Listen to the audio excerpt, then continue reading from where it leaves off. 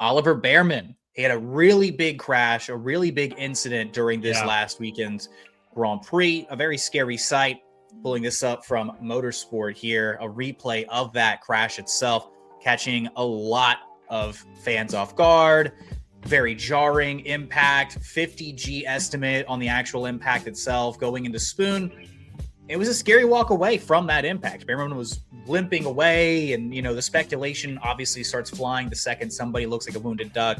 I saw that Chris Medlin reported a right knee contusion, but the team basically posted that he was fine after the race. Thankfully, perfectly okay. There are a lot of different ways to look at what happened here. I want to start at fault, right? Like, who was at fault? Haas came out pretty quickly and did not assume that, Franco Colapinto was doing anything ill intent, that, it was just more of a racing incident, that both parties were kind of in the right and the wrong. I think maybe it's controversial, but I do think that Colapinto does own some of the blame for this incident. And, Argentinian fans, I know, just be careful. I'm not trying to piss everybody off. But I think that if you are in the position that you're the much slower car, I think it's a little bit irresponsible to throw your car into the middle of the road and force the driver who is going to overtake you into a normally non-traditional passing zone to have to take what is effectively almost an evasive action. Colapinto was not seen as doing anything wrong, but I do feel like it's a little bit disingenuous to say that he didn't do anything wrong. He couldn't have done anything better.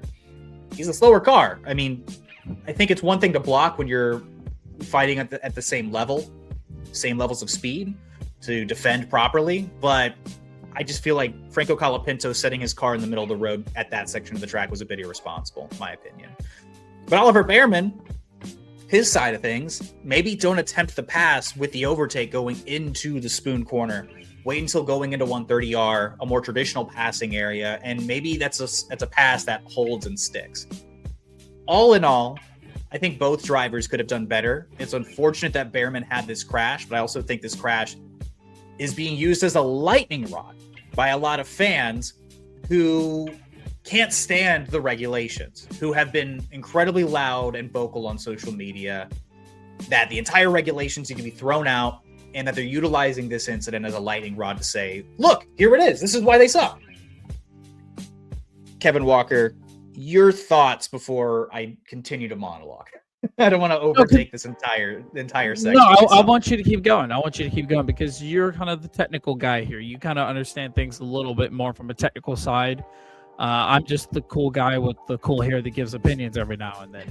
But I want you to tell the TLPs your opinion, but I want you to follow up with why. Why would the FIA make a change based on Oliver Bearman's incident? Why would they make a change?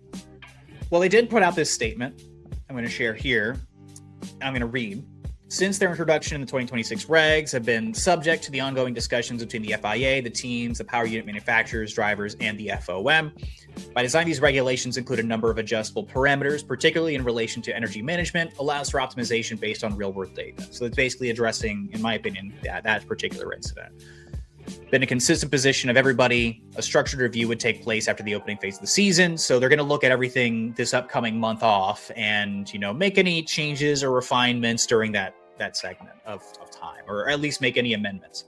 Potential adjustments are going to have to go through analysis and tests and simulations, and the FIA is going to work collaboratively with everybody to basically try to find the best resolutions to everything.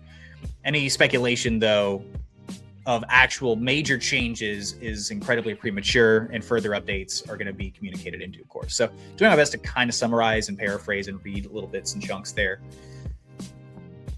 Basically, in a lot of words, they're looking into refining stuff during April, and they're not planning any major overhauls without a lot of testing and a lot of data. My question for the fans who are utilizing this as a lightning rod moment is it about safety, or is it about having the elbows too pointy? And I don't like it because everybody on the internet told me not to like it. And maybe it's a controversial opinion, but I don't hate these regulations. And I think the loudest voices in these conversations have been the ones in the negative. The most ongoing comment section stuff has been, these regs are the worst. This isn't the Formula One that I love. This isn't competitive. This is all low calorie, blah, blah, blah. There are some things that are working well. and there are some things that are working poorly. But overall, I think a lot of the discussions around these regulations are giving off change bad and I don't want to vibes. Bearman's crash is being used, again, in my opinion, as kind of a lightning rod about the safety element of this. And there are real concerns about the safety element of this. Nobody likes to see crashes ever.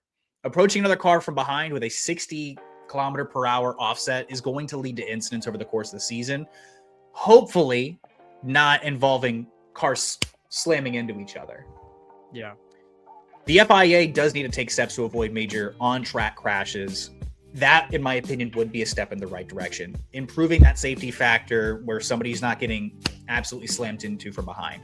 Something that could have happened, by the way, if Colapinto had gone even further left. Could have absolutely just led into that incident. That being said, if you're going to race cars, you're going to crash cars. The cars themselves are safe. The technology has come a long way. The circuits themselves have come a long way. There are going to be incidents. Things do happen over the course of an entire season.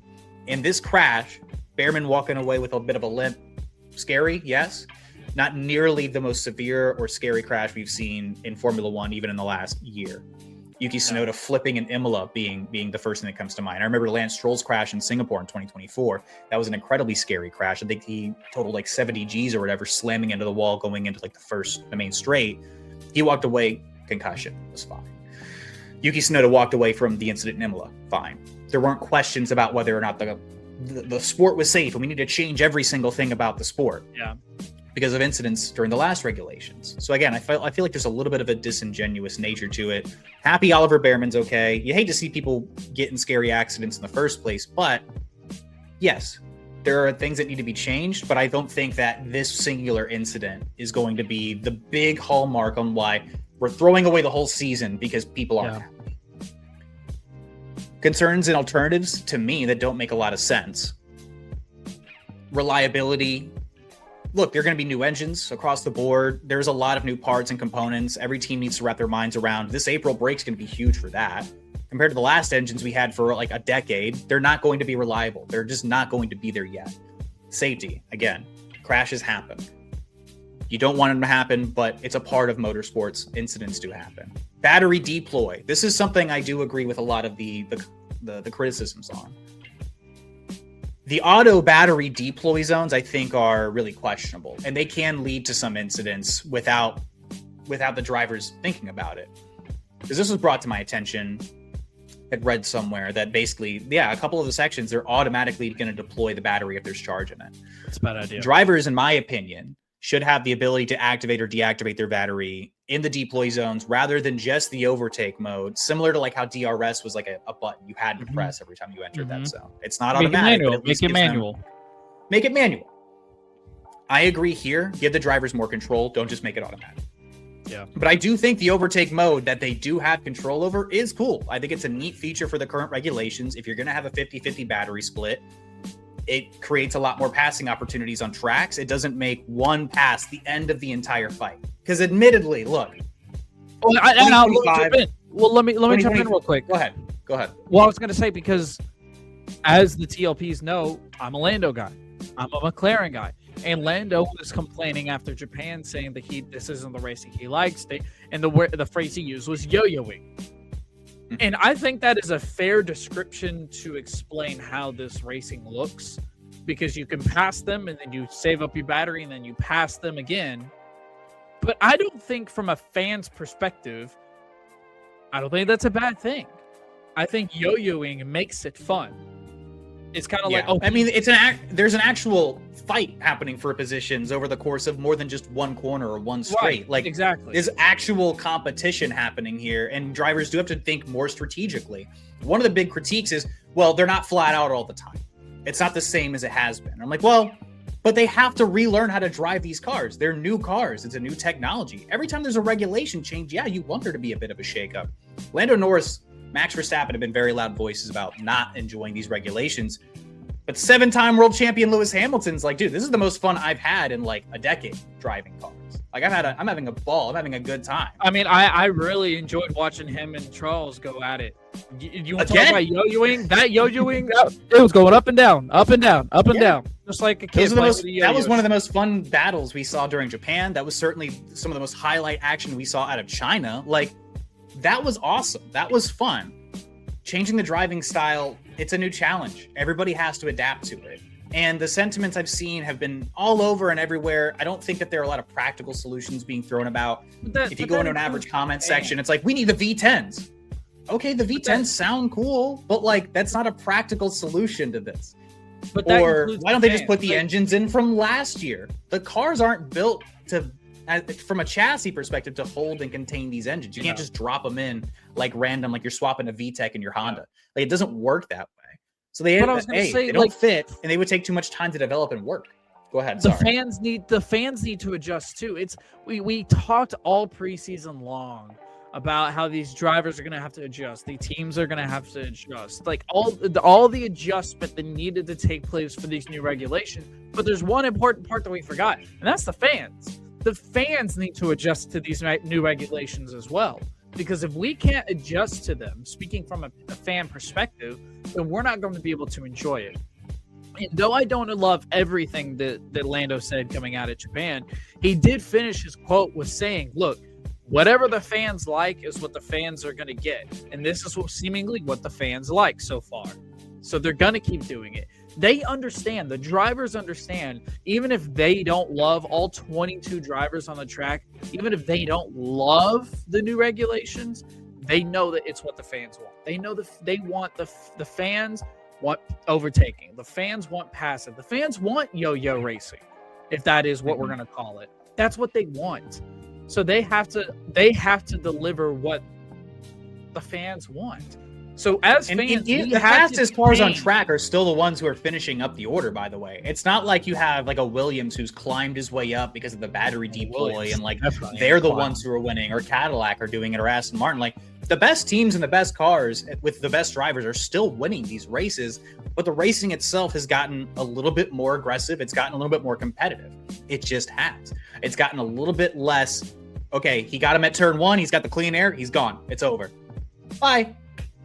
Race is over. Let's watch the procession. Like, I understand last year was a lot of fun, but let's not forget that like a couple years ago, with all due respect to Max Verstappen, his insanely dominant 2023 season, we looked at what Red Bull did in 2023 and we're like, man, well, I guess we're just going to run away with it. It's all over. This is going to be the sport for the next 3 or 4 years. No one's going to catch Red Bull, and Max is going to win the next 4 championships or 3 championships or whatever. And then the next year, McLaren came out and won the constructors. And the year after that, they won the drivers and the constructors and had actual battles with Red Bull and Ferrari along the way during those periods too. Mercedes are up the road right now, but the cost cap and the aero regulations are going to bring things a little bit closer over time. Right now, even the competitiveness of the driving and the racing, Mercedes aren't just running away every single weekend. We're actually having to watch them battle it out with the Ferraris or the McLarens, respectfully, and take the opportunities on track. George Russell was he was a half a sitting duck because Mercedes had some technical issues. All that to say, I think, circling back, I think a lot of the loudest voices in these conversations have been of fans saying, these all suck and I hate them. But why? Well, I hate them because I was told to hate them. Maybe it's contrary to like things and like be a little bit positive, but like this is entertaining. I can't sit here and honestly elbows pointed out going, this isn't fun. I'm not having fun. This isn't cool. I can't. These are low calorie overtakes, and I watching the drivers actually have to battle it out for more than one corner and one straight. I don't like that. Sorry, it's kind of entertaining. You can't look me square in the face and say this isn't entertaining at all. There's no spectacle to this. Because even the F1 fans who are complaining, you're still showing up to watch. You're showing up to watch. You can insist, I don't watch. I mean, if you're watching the content right now, that means you watched the last Grand Prix weekend. We appreciate you being here. Again, maybe it's a contrary opinion, but I feel like a lot of the loudest opinion has been, we hate this and it all sucks. Does it need tweaks? Yes. Are there things that could be done to make things a little bit safer, maybe a little bit more organic? Yes, 100%. April is going to see a lot of little changes and little tweaks, but there's no practical solution. Just throw it all out. Put the old cars back on the track. That's not going to work. That doesn't just happen. It's not a solution. We're going to be seeing these for the next couple of years. The racing is going to get better. The beginning of a regulation, it always looks kind of clunky. The drivers are all trying to figure everything out at the same time, especially with an engine upgrade, especially with an engine update, the way that we've seen now. Again, 2022 versus now, At least the engines were the same. The cars just behaved differently. Ground effect, right? Everything has changed about this sport during this regulation overhaul. And the engineers and the aerodynamicists and the people behind the scenes who make these cars and put them out on track are going to figure out ways to make them faster in the corners and to stop the super clipping and to find ways to make them consistently quick and fast over the course of the entire track. Give it some time. I know we're right now. I got to have it. I need it right now. I want everything to be changed and perfect right now. But that's not how it works. And that's not how this sport works. Not how it works traditionally. It's not how it's ever really worked. And just be patient. If this isn't what you want right now, take a break. Touch some grass. Take 5 weeks Go outside. off, specifically. Take 5 weeks off. Take 5 weeks off specifically. Maybe things are going to look a little bit different in Miami.